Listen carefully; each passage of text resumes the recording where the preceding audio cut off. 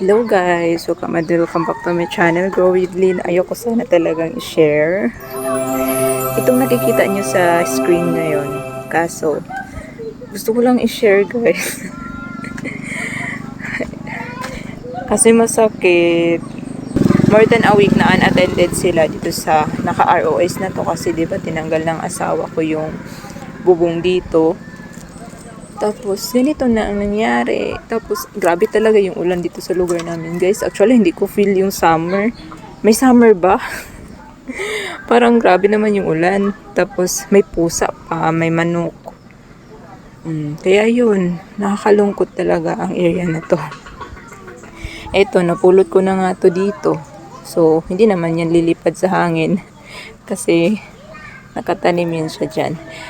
O, si Black Prince ito, ayan. Baka ma-save ko pa yung babies. Oo. Separate ko na to. Hindi na muna. Kasi baka may roots na yan. Masira ko pa. So, alisin ko lang itong mga bulok-bulok. Ganyan yung ginagawa ko guys pag may bulok minsan. Pag minsan naman, inaalis ko na talaga yung mga pups. Ang dami niyang pups guys. Ang bilis niya nag-pups actually. Depende talaga yan sa binilhan mo din. Kung yung plants niya ay mabilis na mag-pups or hindi. Hindi ko alam kung bakit, pero yun yung napansin ko. Na depende siya sa seller. At sa soil din na ginagamit mo. Pero usually, depende talaga sa seller na pinagbilhan guys. Ito yung Bella Rogue. Nag-spray pala yung asawa ko ng insecticide. At kapag nakikita niya ako na nandito, sasabihin na naman noon na, ba't ka nandyan? Ikaka-spray ko pa lang, tapos humahawak-hawak ka na naman dyan. Pasaway kasi ako at hindi mapakali. Kaya, nandito ako, nagbubuting-ting na naman ulit. Kasi yung ginamit niya na insecticide matapang. May amoy pa nga ngayon, hanggang ngayon. Kung alam nyo, Vindex, yun yung ginamit niya. Kung sino yung nakagamit na ng Vindex, alam nyo kung gaano katapang yung amoy. Sobrang baho. At hindi ako nagmask. At galing ako sa masamang pakiramdam. Gusto ko sanang alisin na yung tabla na yan kasi hindi na niya ginamit tapos na siya sa nag-transplant na siya ng kanyang mga seeds. Kaso, oh my god, parang nadala ako doon sa ginawa kong pagpipilit na buhatin yung isang tabla. So ngayon, hintayin ko na lang siya na umuwi. Ito debate to guys. Ayan. Sayang no, napakita ko to nung nakaraan. Sobrang lago. Tapos ngayon, ganyan na siya. Wala pa akong nakuhang propagation nito. Kasi guys, hindi talaga ako nagpo-propa ng intentional except kapag nagka-cutting ako. Doon ako kumukuha ng leaf propa at saka yung cuttings. Kasi pag nagka-cut ka, talagang meron kang madadaanan na dahon. So, yun yung pinopropa ko. Sira na yung rose cabbage ko. Tapos si Var na subsisilis, titingnan na natin to. Ba't parang nagsusurvive siya? Mukhang okay naman siya, guys. Tingnan na natin. So, alisin ko to dito sa nauulanan. May parating naman ako na UV plastic. Kasi umorder na ako. Pero hindi ko alam kung kailan darating. Basta mga next week na yun. Buti itong si Pink Rosa guys. Mukhang okay siya. Yung leaf propa niya okay. Buti na lang. Tapos ito, inalis ko na yung nabulok na katabi ni Jinjohe. Sayang. Twin head ito siya. Super sayang. Nawala yung leaf propa niya dito. Parang inalis ko yun Asa na kaya yun? Sana hindi ko na lang inalis. Si Julius. Papunta na siya sa magpapaalam. Alisin na natin.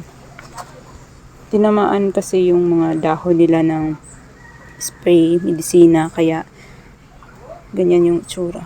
Yan. Si Tapalpa. Hindi ko talaga gusto ang ayos ngayon sa aking garden, guys. Hindi ko, si cream puff ko. Nagiging ganyan na siya, guys. Ang ganda nito nung nakaraan. At parang mayroong powder yung, ito ba yung bato, ay yung lava rock. Parang namumuti. Pumangit na yung cream puff ko. Ang tataba ng dahon nito. Nausog ata. Ay. So, kukuha ako ng propa nito para in case mamaalam siya, merong pang matira. Pero okay pa ito, oh. Yung tatlong purple champagne ata ito. Wala kasi itong ID sa seller. Yung nagbubungguan sila. Tumubo na yung kamatis dyan. Wala naman yan nung nakaraan pero lumitaw na siya. Sobrang gulo talaga ng garden ko. Tinatapon yung mga soil ng pots. Yung pots na may soil na naka-ready. Ayan, oh, tinatapon na ng pusa. Ay, nako. Sobrang dami kong hahabulin na trabaho. Kaya unti-untiin na natin habang bumabalik na yung sigla ng katawan. Grabe to. Nagmamashi na siya, guys.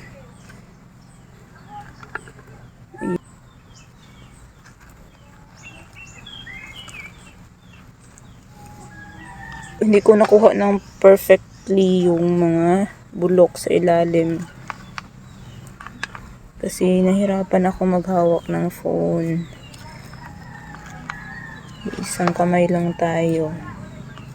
Pero, okay lang yan. Partial muna. Basta't matanggal lang yung mga basa. Sobrang basa as in. Alam nyo ba, hindi ko pa rin natanim hanggang ngayon yung mga cactus na na-unwrap natin nung nakaraan. Good morning, guys. Ayan. Tumigil ako dito kahapon kasi nga umiyak na yung baby ko. So, naalala ko kagabi na meron nga pala akong cream tea dito. At na-worry ako bigla.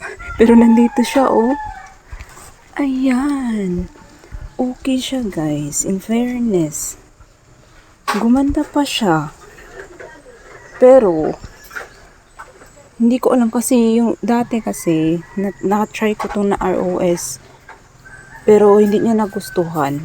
Pero ngayon okay siya. Bakit? Bakit kaya?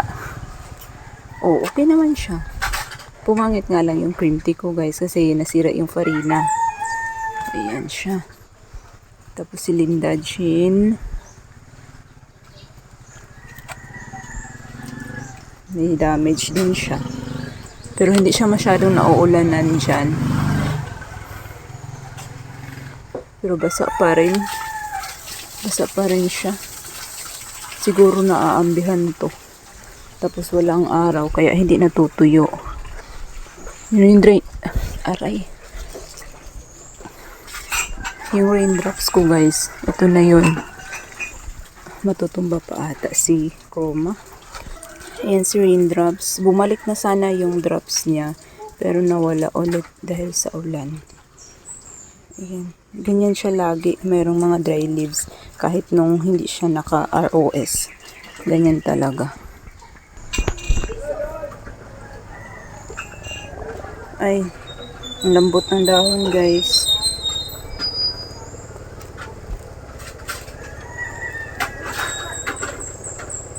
Grabe yung dry leaves, oh.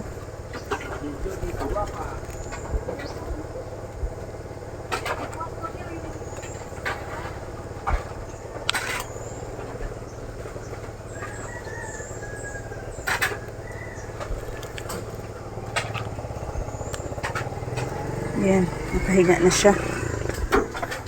Nakalbo na yung bottom na stem. Ayan. Hopefully, bumalik yung drops niya kapag nabubunga na dito. Si Hakuho. Ayan. Sira na siya. Ayan, natabunan siya baga noong tabla. Kaya, hindi siya nakakatanggap ng araw. Okay lang to, magbibaby to guys. Yan. Patwin-head na pala to. Yan. So, magbigay ng babies.